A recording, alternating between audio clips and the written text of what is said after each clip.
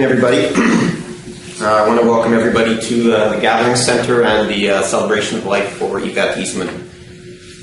This place was chosen for a few reasons. Yvette liked to take people here. It's an art and cultural sort of center, and I think it's kind of apropos because the current theme that's, if you look around, it's about empowering women and strong women, and obviously those of you that know Yvette, she was definitely empowered and a strong woman.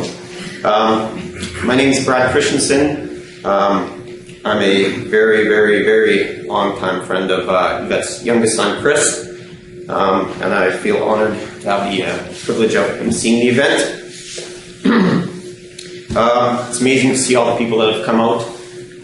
We have look around the room, we see friends, family, colleagues, former students.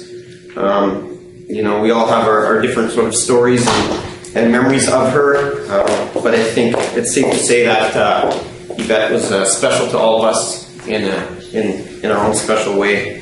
Whether it was her strength of character, her bold humor, or her just burning desire to try and help and care and better the people around her.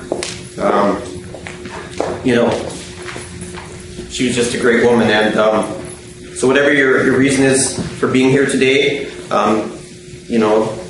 hopefully you'll reflect and remember her contributions and your personal relationship with her. I know she greatly affected my life, and I'm sure everybody in this room.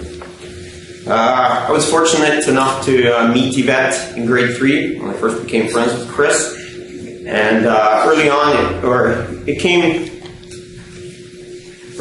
was easy to see that she was a unique person.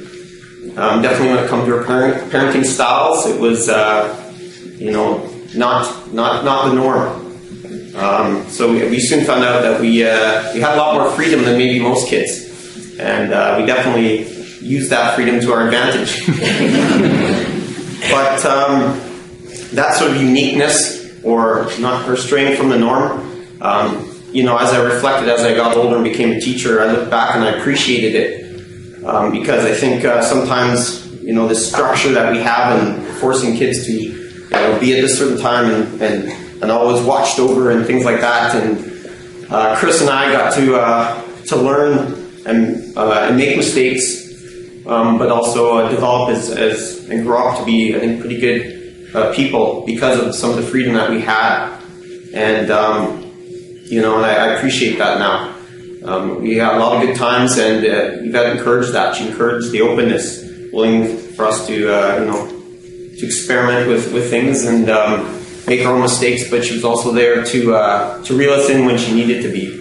And I think the reason she could do that is because she always taught her children, and I can speak more because I know Chris better, some real solid morals, that moral backing that I think everybody needs. And so, we make mistakes, but we sort of knew where the line was. And, I think for the most part we did cross that. And I think that's easy to see. And again, what a great man Chris has turned out to be. And that's a direct result from Yvette and what kind of mother she was. Yeah, maybe unconventional, but, I think we need to celebrate that, because we don't. If everyone's the same and everyone tried things the norm, then you never push the boundaries. And, that's how some of the great inventors and great people in this world are unconventional, or seem unconventional at the time, but then we look back and we understand their greatness. So that's something that I appreciate about Yvette. So, with that said, I'd like to invite Sharon Brumslow up to speak. She is a longtime colleague and friend of over 20 years. They were members of a working group called the Dream Team, and I'm going to assume that's to do with reflexology. Yes, so Sharon, if you'd like to come up and say a few words. I don't know if Sharon has made it here at this point. Oh, okay.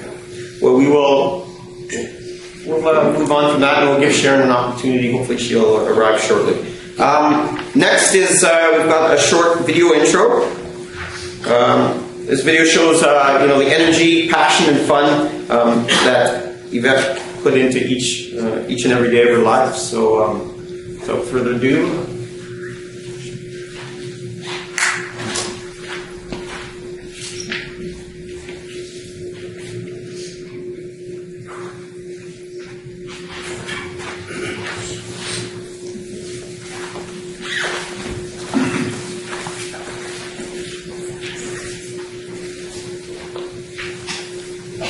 We promise it's there.